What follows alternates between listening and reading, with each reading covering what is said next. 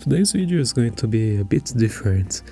If you watched the review I did on the 7artisans macro, I said I still wanted to try it with a weaker magnification close-up filter than the Raynox I was using.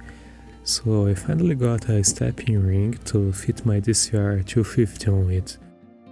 With this diopter, the magnification is increased to 1.6 at the minimum working distance. That's much more manageable than the MSN filter I was using before. So this video is just going to show you how is the experience of using it during a day out photographing bugs in a small Atlantic forest area.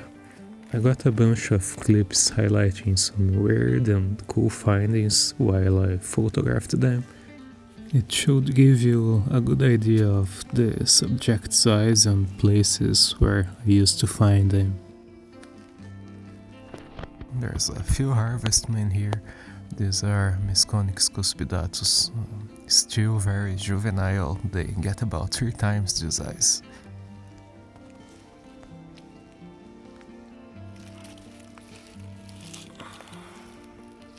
These are coronid sac spiders. It's a couple of them. I've never seen a couple before together. Hopefully I'm not disturbing them too much.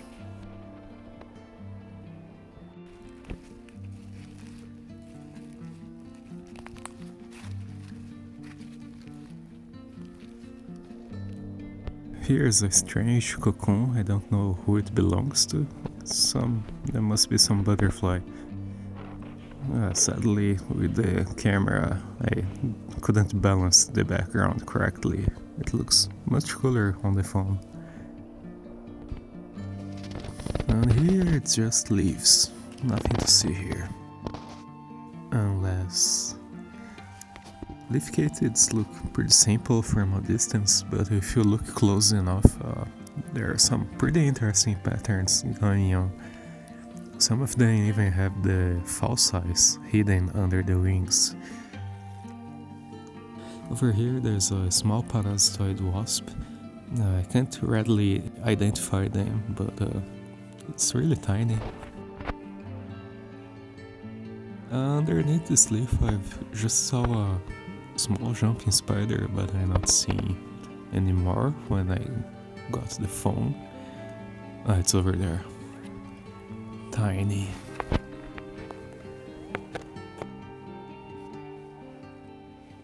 Now taking pictures, I think I just saw the texture of the retina.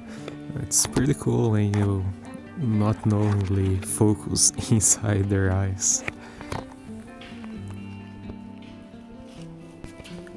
There's a Ponderine antiqueen there. These are predatory and have a really hurtful stinger. It's like a bit worse than a wasp sting, I think. And yeah, it's indeed a queen without wings. Here, not sure the phone is picking this up very nicely, but here's a couple of mating bark lice, Psychoptera. It's hard to see and I don't want to disturb them too much. They usually move when you get closer. This one's very nice. I always like to find these.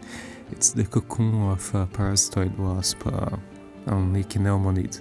I'm not talking about the cicada shell, it's behind there. It's like an artsy looking bead. There's a parasitoid wasp that will come out of it. Now over here there's a caterpillar that I never saw before. It looks a bit like leaking. And now I'm taking pictures and I'm not sure anymore, it's a caterpillar. It looks like a line of hemipterus.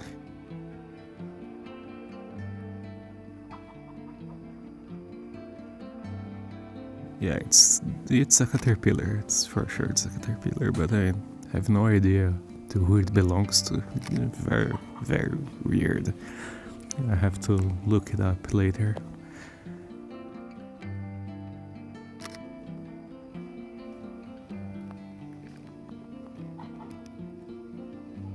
And right next to this tree there's this jumping spider up here.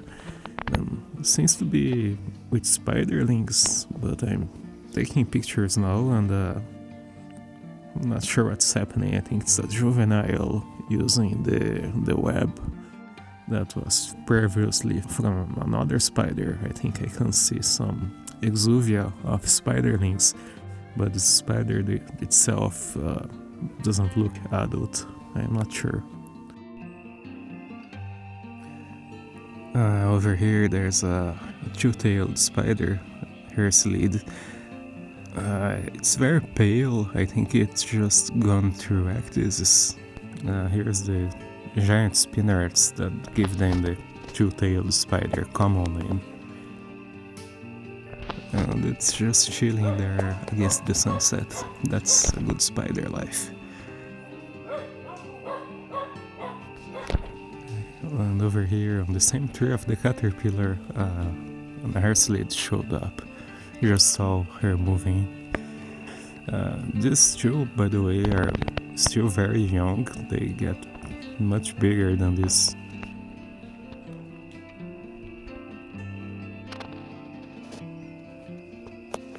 Click beetle, thumb for scale.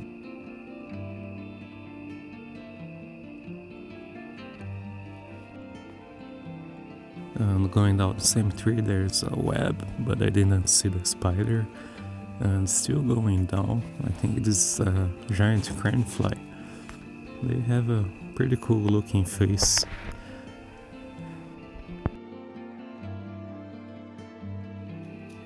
And up here it's a super cool umbrella-like web. It's too high to try taking pictures, so I just filming it.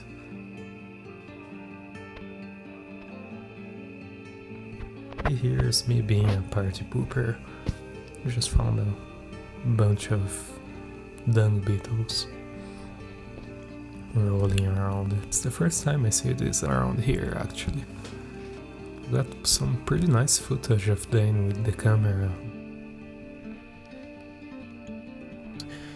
But then they got under the leaves pretty fast, and I guess it's better not to mess with the natural cycle of shit. Not sure if I move the leaves they will be scared and abandon their poop. So precious poop.